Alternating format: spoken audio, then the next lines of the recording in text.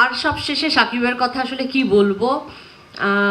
আমি যখন 12 বছর আগে কাজ করেছিলাম, তখনও আমি দেখেছি যে একটা মানুষ, আহ, আসলে ও না খুব লক্ষ্মী একটা ছেলে।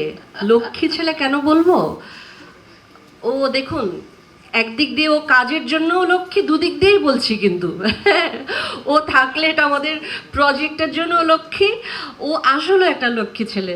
ও যখন কাজ করে, ও যে কত পরিশ্রমী, ও যে কেমন করে কাজ করে, এবং একটা আর্টিস্টের সঙ্গে যখন কাজ করার যে আনন্দ, একজন এরকম মানে তৈরি আর্টিস্ট যে কিনা আসলে এত ভালো বোঝে টেকনিক্যাল এবং অভিনয়ের জায়গাটা, আপনারা আবার নতুন করে নিশ্চয়ই ওকে ডিসকভার করবেন, আমার আর বলবার কিছু না। But it was very delight to share, মানে ওর সঙ্গে আমার স্ক্রিন শেয়ার।